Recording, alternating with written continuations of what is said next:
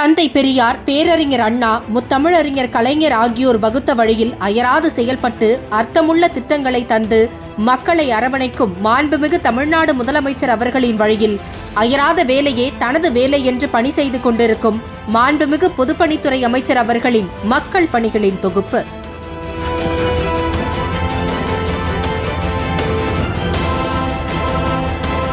திருவண்ணாமலையை அடுத்த சமுத்திரம் பகுதியில் ரூபாய் 56 கோடியே 47 லட்சம் மதிப்பில் அரசு மாதிரி பள்ளி மற்றும் மாணவ மாணவிகள் விடுதி கட்டடம் கட்டப்பட்டு வருகிறது.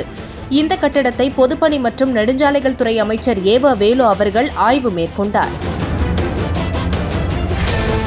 அப்போது மாணவ மாணவிகளுக்கு தேவையான அனைத்து அடிப்படை வசதிகள், ஆய்வக வசதிகள் தரமாக கட்டப்பட்டுள்ளதா என்று அமைச்சர் அவர்கள் ஆய்வு செய்தார்.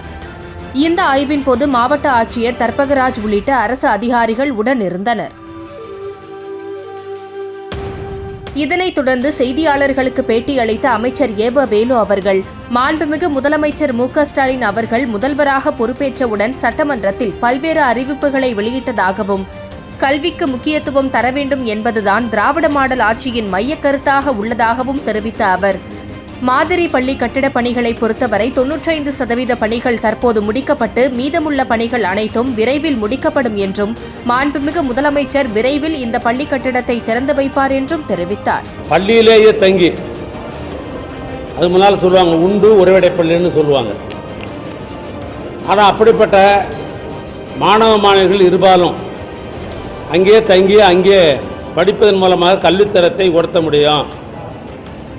நடுத்தர குடும்பத்தில் இருப்பவர்கள், ஏழை எளிய மக்கள், குறிப்பாக கிராமப்புறத்தில் இருக்கிற மக்கள் படிக்க முடியும், மாணவர்கள் படிக்க முடியும் என்ற அடிப்படையில் தான் தமிழ்நாட்டில் இந்த கட்டடம் கட்ட வேண்டும் என்று முடிவு செய்யப்பட்டு 3 மாவட்டங்களை முதலமைச்சர் அவர்கள் அறிவித்தார்கள். ஆக 880 பேர் தங்கி படிக்கக்கூடிய இந்த உண்டு உறைவிடை பள்ளி, அதாவது மாதிரி பள்ளி, இந்த மாடல் ஸ்கூல், அதை கட்டடம் கட்டப்பட்டிருக்கிறது. எனவே அடுத்த மாதம் அதற்கு முதலமைச்சருடைய இசைவை பெறணும் நம்முடைய மாவட்டத்திற்கு. ஏற்கனவே டென்டேட்டிவாக சொல்லியிருக்கிறார், செப்டம்பர் மாத வாக்கில் இந்த பகுதிக்கு வருவதாக சொல்லியிருக்கிறார்கள். மேலும் எதிர்க்கட்சித் தலைவர் எடப்பாடி பழனிசாமி முதலமைச்சர் ஆக வேண்டும் என்று கனவு காண்பதாகவும், ஆனால் வரும் 2026 சட்டமன்ற தேர்தலில் திமுக தலைமையிலான ஆட்சிதான் அமையும் என்று நடுநிலையாளர்களும் தெரிவித்து வருவதாகவும் கூறினார்.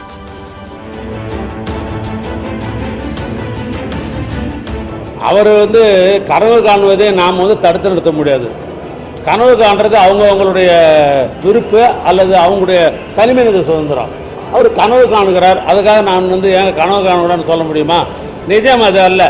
2024 திராவிட மாடல் ஆட்சி, தமிழ்நாட்டு முதலமைச்சர் என் நெஞ்சமெல்லாம் நிறைந்திருக்கிற அன்பண்ணன் தளபதியாடு தலைமையில் தான் 2026 ஆட்சி அமையும் என்பதில் மாற்று கருத்தே இல்லை. இது நான் சொல்லலை, நடுநிலையாளர்கள் சொல்லுகிறார்கள்.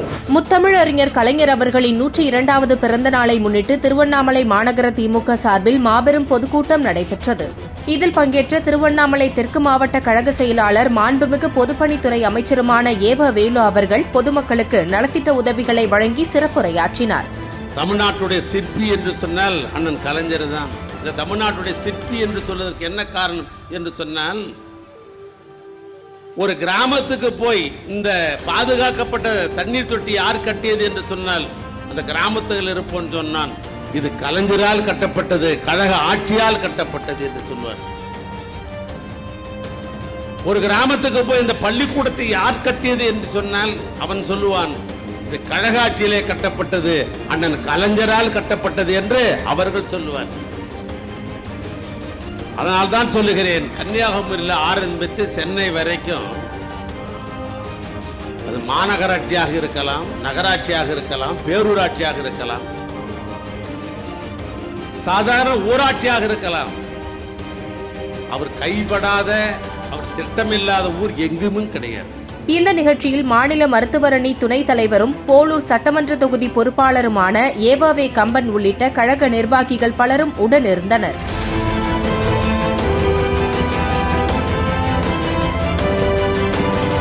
2026 சட்டமன்ற தேர்தலை முன்னிட்டு திருவண்ணாமலை சட்டமன்ற தொகுதி தேர்தல் பணிக்குழு ஒருங்கிணைப்பாளர்கள் ஆலோசனைக் கூட்டம் நடைபெற்றது. இந்த கூட்டத்தில் பொதுப்பணிகள் மற்றும் நெடுஞ்சாலைகள் துறை அமைச்சர் ஏவ வேலு அவர்கள் கலந்து கொண்டு ஓரணியில் தமிழ்நாடு உறுப்பினர் சேர்க்கை குறித்து பல்வேறு ஆலோசனைகளை வழங்கினார். மாநில மருத்துவரணி துணைத் தலைவர் ஏவாவே கம்பன் உள்ளிட்ட கழக நிர்வாகிகள் பலரும் கலந்து கொண்டனர். திருவண்ணாமலை மாநகராட்சியில் குப்பை அகற்றுதல், குடிநீர் வழங்குதல் மற்றும் கழிவுநீர் அகற்றுதல் குறித்த ஆய்வுக் கூட்டம் நடைபெற்றது. இதில் பொதுப்பணிகள் மற்றும் நெடுஞ்சாலைகள் துறை அமைச்சர் ஏவ வேலு அவர்கள் கலந்து கொண்டு பல்வேறு ஆலோசனைகளை வழங்கினார். இந்த கூட்டத்தில் மாவட்ட ஆட்சியர் தர்பகராஜ், மாநகராட்சி அதிகாரிகள், ஊழியர்கள் பங்கேற்ற நிலையில் கழக மாநில மருத்துவரணி துணைத் தலைவர் ஏவாவே கம்பன் அவர்களும் உடனிருந்தார். திருவண்ணாமலை மத்திய பேருந்து நிலையத்திலிருந்து நாள் ஒன்றுக்கு சுமார் 500 பேருந்துகள் சென்னை, பெங்களூர், வேலூர், திருப்பத்தூர் உள்ளிட்ட பல்வேறு பகுதிகளுக்கு சென்று வருகிறது. இந்த நிலையில் திருவண்ணாமலை நகரில் போக்குவரத்து நெரிசல் ஏற்படுவதால் பேருந்து நிலையத்தை மாற்று இடத்தில் அமைக்க வேண்டுமென பொதுமக்கள் கோரிக்கை விடுத்தனர்.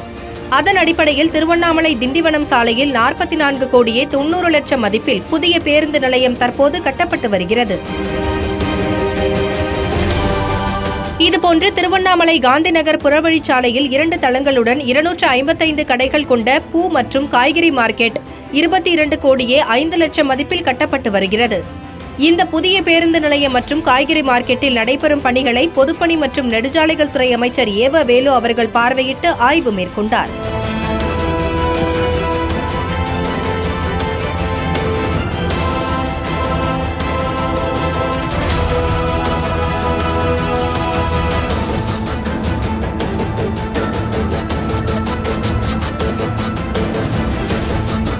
இந்த ஆய்வின் போது மாவட்ட ஆட்சியர் தர்பகராஜ், கழக மாநில மருத்துவரணி துணைத் தலைவர் ஏவாவே கம்பன், தலைமை செயற்குழு உறுப்பினர் ஸ்ரீதரன், மாவட்ட பொருளாளர் பன்னீர்செல்வம், துணை செயலாளர் பிரியா விஜயரங்கன், மாநகராட்சி மேயர் நிர்மலா வேல்மாறன் உள்ளிட்ட கழக நிர்வாகிகள் உடனிருந்தனர்.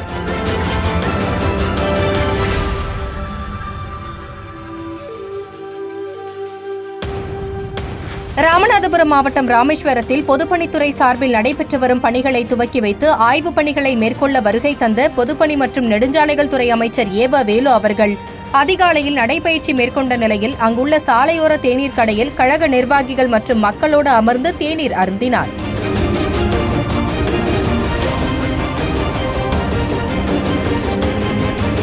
தொடர்ந்து ராமநாதபுரம் மாவட்டம் ராமேஸ்வரம் துறைமுகம் பகுதியில் கடல்சார் வாரியத்தின் சார்பில் ரூபாய் 4.17 கோடி மதிப்பீட்டில் கட்டி முடிக்கப்பட்டுள்ள துறைமுக அலுவலக கட்டிடத்தை பொதுப்பணி மற்றும் நெடுஞ்சாலைகள் துறை அமைச்சர் ஏவ வேலு அவர்கள் திறந்து வைத்து பார்வையிட்டார்.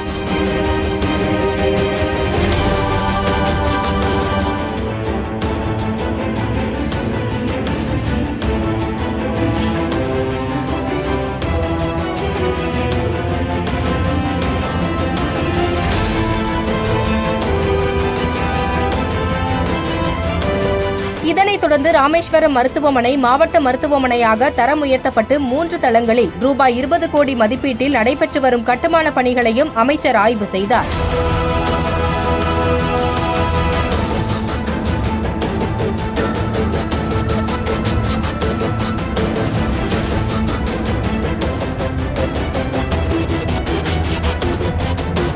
இதனைத் தொடர்ந்து அக்னி தீர்த்த கடற்கரையில் ரூபாய் 7.81 கோடி மதிப்பீட்டில் அமைக்கப்பட்டு வரும் சுற்றுலா படகு இறங்கு தளத்தை ஆய்வு செய்த பொதுப்பணித்துறை அமைச்சர் ஏவ வேலு பணிகளை விரைந்து முடிக்க வேண்டும் என்று அதிகாரிகளுக்கு அறிவுறுத்தினார்.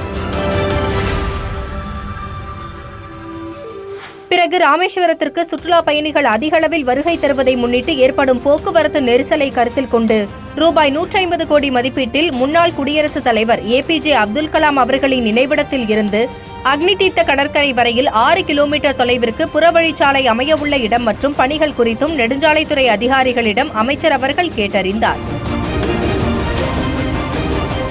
முன்னதாக ராமநாதபுரத்தில் உள்ள நெடுஞ்சாலைத்துறையின் கோட்ட பொறியாளர் அலுவலகத்தில் மாண்புமிகு பொதுப்பணி, நெடுஞ்சாலைகள், சிறு துறைமுகங்கள் துறை அமைச்சர் ஏவ வேலு அவர்கள் பார்வையிட்டு ஆய்வு செய்தார்.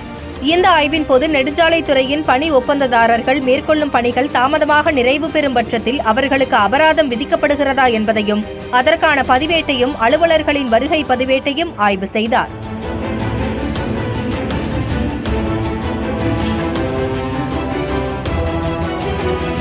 முன்னதாக நெடுஞ்சாலைத்துறை அலுவலக வளாகத்தில் பொதுப்பணி மற்றும் நெடுஞ்சாலைகள் துறை அமைச்சர் ஏவ வேலு அவர்கள் பசுமை மரக்கன்றுகளை நட்டு வைத்தார்.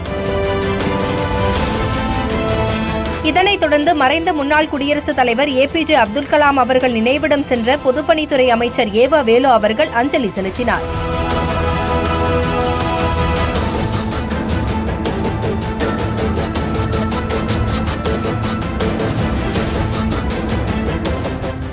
இந்த நிகழ்வின் போது மாவட்ட ஆட்சியர் சிம்ரன்ஜீத் சிங் காலோன் உள்ளிட்ட அரசு உயர் அதிகாரிகளும் கழக நிர்வாகிகள் பலரும் உடனிருந்தனர்.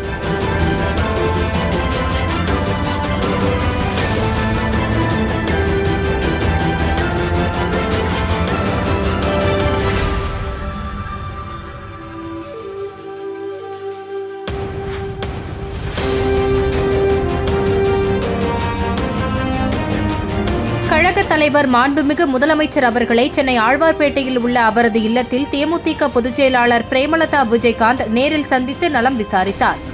அவருடன் தேமுதிக பொருளாளர் LK சுதீஷ் உள்ளிட்டோர் உடன் வந்திருந்த நிலையில் இந்த சந்திப்பின் போது துணை முதலமைச்சர் உதயநிதி ஸ்டாலின் அவர்களோடு பொதுப்பணி மற்றும் நெடுஞ்சாலைகள் துறை அமைச்சர் ஏவ வேலு அவர்களும் உடனிருந்தார். சென்னை தலைமைச் செயலகத்திலிருந்து திருநெல்வேலி மாவட்டத்தில் பொதுப்பணித்துறையின் சார்பில் நடைபெற்று வரும் பொருணை அருங்காட்சியக பணிகள் குறித்து மாண்புமிகு பொதுப்பணிகள் நெடுஞ்சாலைகள் மற்றும் சிறு துறைமுகங்கள் துறை அமைச்சர் ஏவ வேலு அவர்கள் ஆய்வு மேற்கொண்டார். அப்போது பொருணையில் கட்டப்பட்டு வரும் அருங்காட்சியகத்தில் சிவக்கலை பகுதியில் அகழாய்வில் கண்டறியப்பட்ட அரிய பொருட்களை காட்சிப்படுத்த ஒரு கட்டடமும், ஆதிச்சநல்லூர் பகுதியில் அகழாய்வில் கண்டறியப்பட்ட அரிய பொருட்களை காட்சிப்படுத்த 2 கட்டடமும், கொர்க்கை அகழாய்வில் கண்டறியப்பட்ட அரிய பொருட்களை காட்சிப்படுத்த 2 கட்டடமும் மற்றும் சுகாதார வசதிகள் கொண்ட கட்டடங்களும் கட்டப்பட்டு வருவது குறித்து ஆய்வு மேற்கொண்ட அமைச்சர் துறையின் அலுவலர்களிடம் மீதமுள்ள அனைத்து பணிகளையும் விரைவாக முடித்து பொதுமக்களின் பயன்பாட்டிற்கு கொண்டுவர வேண்டும் என்று அறிவுறுத்தினார். திமுக தலைவரும் முதலமைச்சருமான MK ஸ்டாலின் அவர்களை சென்னை ஆழ்வார்பேட்டையில் உள்ள அவரது இல்லத்தில் மதிமுக பொதுச் செயலாளர் வைகோ மற்றும் மதிமுக முதன்மை செயலாளர் துரை வைகோ உள்ளிட்டோர் சந்தித்து நலம் விசாரித்தனர்.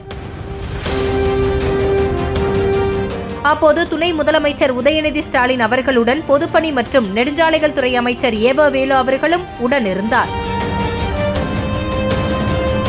தொழில் முதலீட்டு ஊக்குவிப்பு மற்றும் வர்த்தகத்துறையின் சார்பில் திருவண்ணாமலையில் ரூபாய் 37 கோடி மதிப்பீட்டில் 63,200 சதுர அடி கட்டுமான பரப்பளவில் மினி டைட்டில் பூங்கா அமைப்பதற்கு மாண்புமிகு முதலமைச்சர் MK ஸ்டாலின் அவர்கள் அடிக்கல் நாட்டினார்.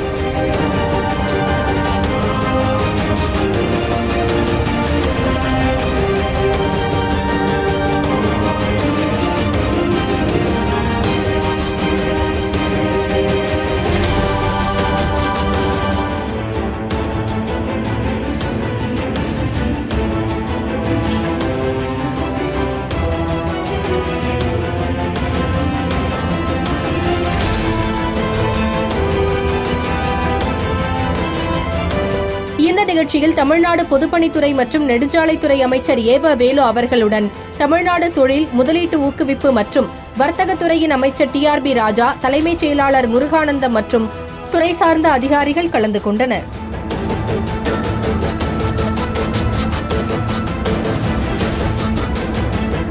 டைட்டில் பூங்கா 6 மாடி பிரம்மாண்ட கட்டடத்தில் பார்க்கிங் வசதி, தரைத்தளத்திற்கு கீழே கட்டடம் உள்ளிட்ட அதிநவீன வசதிகளுடன் அமைக்கப்பட உள்ளது.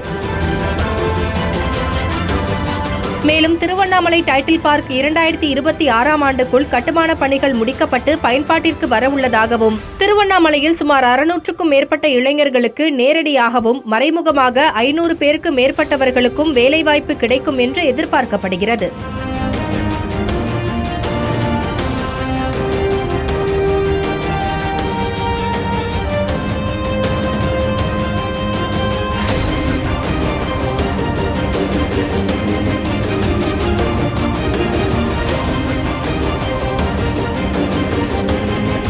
சென்னை தலைமைச் செயலகத்தில் வணிக வரி மற்றும் பத்திரப்பதிவுத்துறை சார்பில் 27 கோடியே 4 லட்சம் ரூபாய் செலவில் கட்டப்பட்டுள்ள 2 மாநில வரி அலுவலக கட்டடங்கள் மற்றும் 12 சார் பதிவாளர் அலுவலக கட்டடங்கள், செங்கல்பட்டு பதிவு மாவட்டத்தில் திருப்போரூர் சார் பதிவாளர் அலுவலகத்தினை பிரித்து புதியதாக உருவாக்கப்பட்டுள்ள நாவலூர் மற்றும் கேளம்பாக்கம் ஆகிய 2 புதிய சார் பதிவாளர் அலுவலகங்கள் ஆகியவற்றை மாண்புமிகு முதலமைச்சர் MK ஸ்டாலின் அவர்கள் காணொலி வாயிலாக திறந்து வைத்தார்.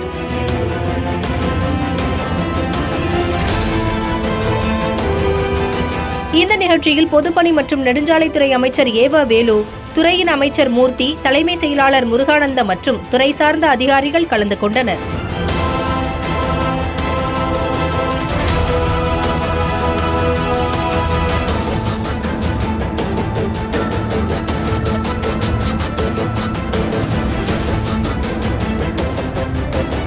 திருவண்ணாமலை மாவட்டம் கீழ்பெண்ணாத்தூர் சட்டமன்ற தொகுதிக்குட்பட்ட கீழ்பெண்ணாத்தூர் ஆண்கள் மேல்நிலைப் பள்ளியில் நலன் காக்கும் ஸ்டாலின் உயர்தர மருத்துவ சேவை முகாமை பொதுப்பணி மற்றும் நெடுஞ்சாலைகள் துறை அமைச்சர் ஏவ வேலு அவர்கள் தொடக்கி வைத்து சிறப்புரையாற்றினார். தமிழ்நாட்டை பொறுத்தளவுக்கு ஏறத்தாழ 1250 உயர்தர மருத்துவ மையங்கள் 17 சிறப்பு மருத்துவத்துறைகள் மூலமாக கட்டணம் இல்லாமல் இந்த முகாம் நாடு முழுவதும் நடைபெற்றுக் கொண்டிருக்கிறது. மருத்துவ வசதி குறைந்த நகர்ப்புற பகுதி, ஊரகப் பகுதி, பழங்குடியினர் அதிக வாழ்கிற பகுதியில் இது போன்ற திட்டங்களை முகாமை நடத்துவது என்று அரசு முடிவு செய்யப்பட்டு முதலமைச்சர் அவர்கள் இன்றைக்கு தொடக்கியிருக்கிறார். திருவண்ணாமலை பொறுத்தளவுக்கு நம்முடைய மாவட்ட ஆட்சித்தலைவர் குறிப்பிட்டதைப் போல 18 வட்டாரங்களிலே 3 முகாம் மீது 54 முகாம்கள் நம்முடைய மாவட்டத்தில் நடைபெற இருக்கிறது.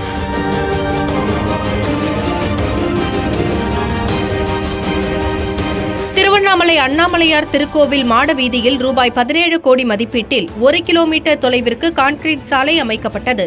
மேலும் தொடர்ந்து 2வது கட்டமாக ரூபாய் 15 கோடி மதிப்பீட்டில் 1.7 கிலோமீட்டர் தொலைவிற்கு கான்கிரீட் சாலை அமைப்பதற்கான பணிகள் நடைபெற்று வருகிறது. இந்த பணியை பொதுப்பணித்துறை, நெடுஞ்சாலைகள் மற்றும் சிறு துறைமுகங்கள் துறை அமைச்சர் ஏவ வேலு அவர்கள் பார்வையிட்டு ஆய்வு மேற்கொண்டார். ஆய்வுக்கு பின் செய்தியாளர்களை சந்தித்த அமைச்சர் ஏவ வேலு அவர்கள் சிமெண்ட் சாலை உறுதித்தன்மையுடன் அமைக்கப்பட்டு வருவதாகவும் செப்டம்பர் 30ஆம் தேதிக்குள் அனைத்து பணிகளும் முடிக்கப்படும் என்று பொறியாளர்கள் தகவல் அளித்துள்ளதாகவும் தெரிவித்தார். கான்கிரீட் சாலை அமைப்பதற்காக 2 கட்டமாக நெடுஞ்சாலைத்துறையின் மூலமாக முடிவு செய்யப்பட்டு ஏற்கனவே 1 கிலோமீட்டர் தூரத்திற்கு சென்ற ஆண்டு கான்கிரீட் சாலை அமைக்கப்பட்டு சேறு ஓட்டப்பட்டது. மீதி எஞ்சியிருந்த 1.75 கிலோமீட்டர் தூரம் அது 2வது கட்டமாக இந்த பணியை மேற்கொள்ளுகின்ற நெடுஞ்சாலைத்துறை மூலமாக முடிவு செய்து பணிகள் ஒப்பந்தங்கள் கோரப்பட்டு பணிகள் தொடங்கப்பட்டது. எங்களுடைய மேற்பார்வை பொறியாளர், கோட்ட பொறியாளர் அழைத்து பேசி இன்றைக்கு இந்த பணிகள் எப்பொழுது முடியும் என்று நான் கேட்டேன். அவர்கள் செப்டம்பர் மாதம் 30ஆம் தேதிக்குள் இந்த பணிகளை நாங்கள் நிறைவு செய்து விடுவோம் என்று ஒரு உறுதியை என்னிடத்தில் கொடுத்திருக்கிறார்.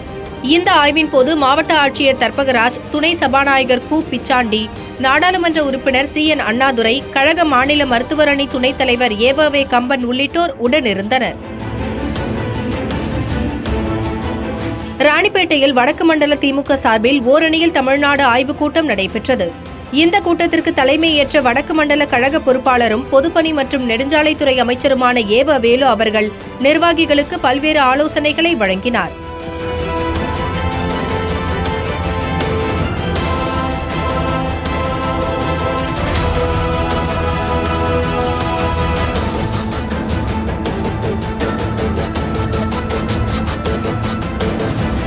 இந்த கூட்டத்தில் கைத்தறி மற்றும் துணிநூல் துறை அமைச்சர் R. காந்தி, சுற்றுலாத்துறை அமைச்சர் ராஜேந்திரன், துணை சபாநாயகர் கு பிச்சாண்டி மற்றும் வேலூர், திருப்பத்தூர், திருவண்ணாமலை, ராணிப்பேட்டை, கள்ளக்குறிச்சி, சேலம் ஆகிய மாவட்டத்தில் இருந்து மாவட்ட செயலாளர்கள், MP-க்கள், MLA-க்கள், தொகுதி பார்வையாளர்கள், தொகுதி தகவல் தொழில்நுட்ப ஒருங்கிணைப்பாளர்கள் என்று பலரும் கலந்து கொண்டனர்.